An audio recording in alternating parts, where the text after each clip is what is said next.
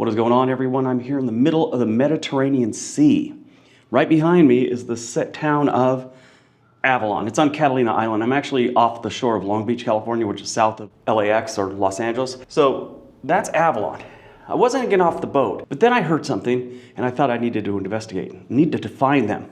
I always say there's homeless in every city in the United States right now. I was told there's none in Avalon, so we're gonna go ashore and check it out.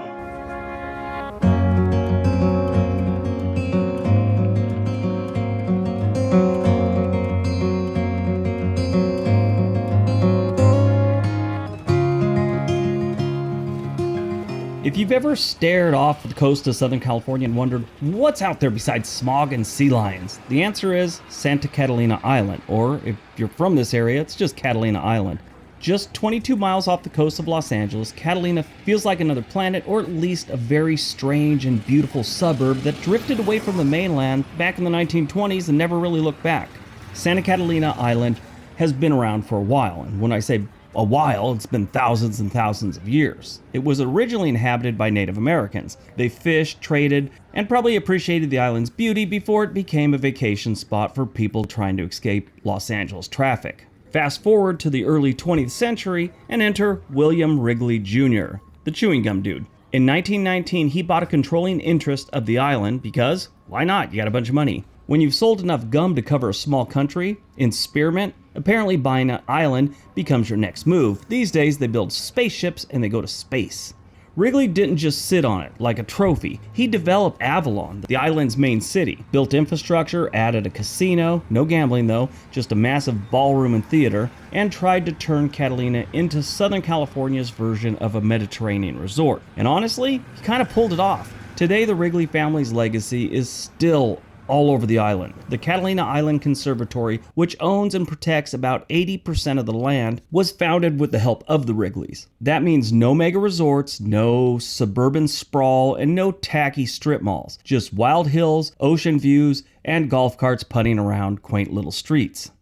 Now, an interesting thing about the island, very unexpected, they have a herd of bison that roam the interior of the island like it's their own place, which it sort of is. They were brought there in the 1920s to shoot a Western movie, and when the movie was done filming, they just left the buffalo, because back then, you didn't have people like PETA climbing down your neck about everything. And the buffalo flourished. At one point, the herd was about 600. Today, they're also managed by the Conservancy, because having a giant shaggy animal randomly stomping around your hiking trails apparently requires some adult supervision. The bison are both a draw and a hazard. They're majestic, sure, but they also are unpredictable and huge. Every now and then, someone who didn't read the "do not approach the buffalo" signs at the end of every trail end up in a very expensive story that's told from a hospital normally. But living in Catalina is like being in a tiny town where everyone knows everyone. I talked to a few of the locals there. Besides being a small town, they also have snorkeling and like little submarines with glass bottoms. You can float around and see what goes on under the water. The population of Avalon is under 4,000 residents, so unless you work in tourism, the ferry, or a local shop, odds are you don't have a job, or maybe you're retired. Speaking of ferries, that's how everyone gets to the island. There's no bridge, there's no underground tunnel, and you can't just paddle over on a kayak unless you've got some kind of Olympic stamina. It's 22 miles, and it's not the most calm seas. There are cars on the island, but good luck getting one. There's a waiting list, sometimes for a decade or more, just to bring a car over. Most people use golf carts, bikes, or their own 2 feet. It's small enough where you really don't need a car, unless your idea of fun is sitting in traffic behind a parade of rental bikes and scuba tourists. They have miniature golf on Catalina. I played this miniature golf course when I was 12. That was the last time I've been here, and it's amazing to see it again. It's cracking me up.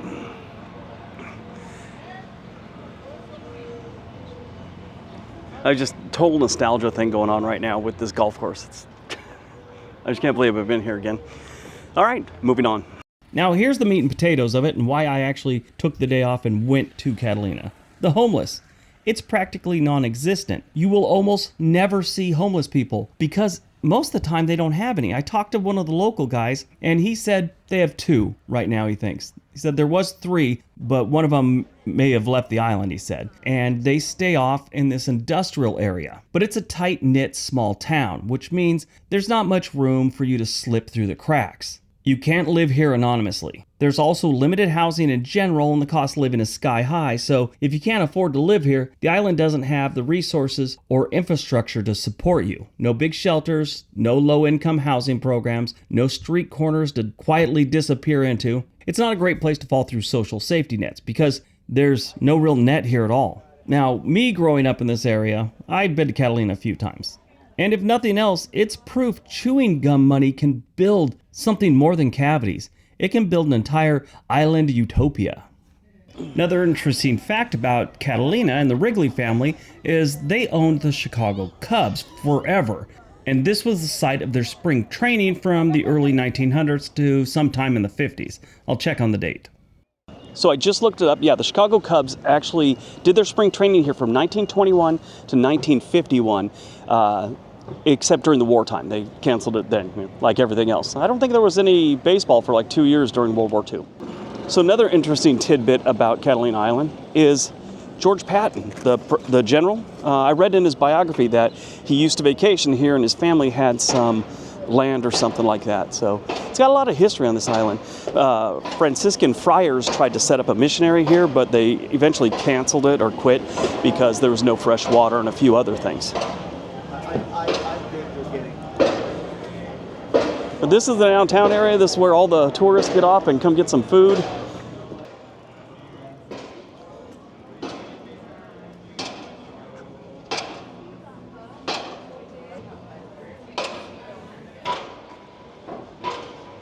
If you want to come to Catalina, there's only really 2 ways to get here. You got to take the ferry, unless you have your own boat, so I guess there's 3.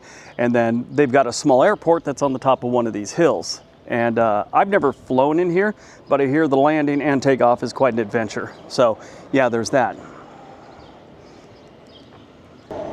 This right here is the submarine thing. It's like a glass bottom boat thing. It doesn't really go all the way underwater. Another one over there. They take you out tours, you get to see some fish here. So I went and rented a e-bike, and the local guy said they do have like 2 homeless people. And they live over in an industrial area over here and they never come into town, he said, which I found very interesting. They actually do, but they're not even in the town. They're outside of the town. They're like camping out there permanently. So I don't think that qualifies as homeless people. I think they're just lifelong campers because they're not coming into town bothering people. So, kind of cool. We'll see more of the island right now. I imagine this is the industrial area they spoke of. There's the Edison plant, their electricity. It's Southern California Edison. That's who you get your electricity from in Southern California.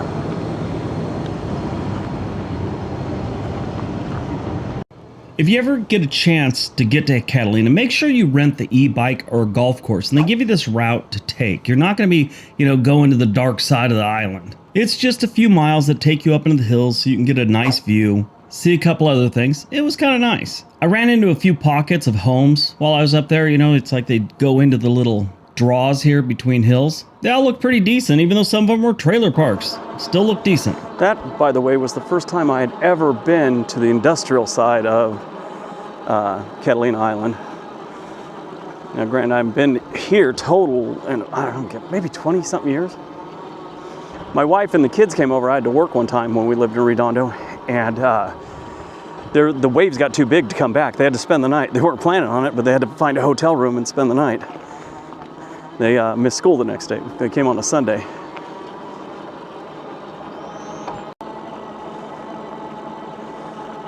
So this is, other than Northern California, this is what the California woods look like. 2 or 3 trees here, but everything else is like scrub brush. If you really want to see some funky trees, you go up to the Monterey area. When I was in the Army up there, a friend called them those Dr. Seuss trees because they just looked weird.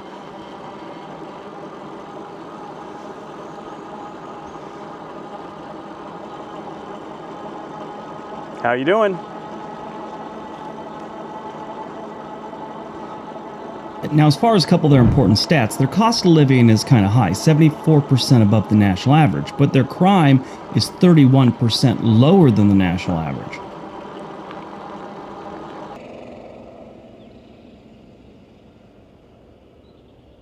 So I know it looks like I'm, right by a cliff. It is kind of a cliff. Really, it's just a hillside. If I went off, I'd probably land in some bushes about 5 feet down. Not a big deal. But when you look straight out, it looks pretty scary. Now, let's say you want to buy a house in Avalon. The average home value here is about $908,000, and that is up 2% from last year. It's really strange. For me, Catalina's always had this mystique. And when I was younger, you'd hear things in the news about murders or something. And I just always remember, for some reason, zeroing in on the ones that happen in Catalina, like some tourist died or got killed by her boyfriend or something weird like that. So it always had a little mystique for me. It's a nice town. It's a normal town. It's not like there's any crime going on here, but it just always had that place, because I read things like that when I was too young. So I just always looked at it like this place you get killed, knowing full well that's not what happens here. They're like no crime here. Homes are expensive, though. I mean, it is California, and you're on an island, so keep that in mind. That right there, cemetery. It goes all the way back there. There's George. He was buried there next to Cody. And not weird at all. Now, this is the casino. It's an iconic, beautiful building. Like I'd said earlier, there's no gambling here. It's not that type of casino. It's a meeting place and dance hall, which dance halls were really big back in the early 1900s when it was built.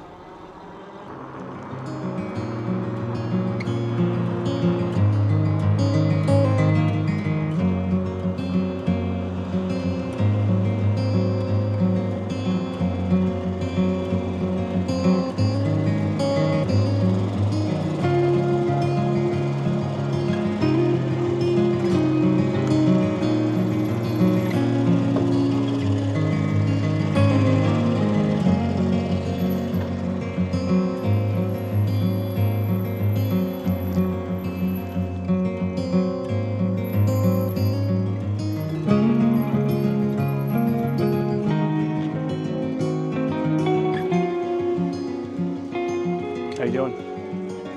Doing good.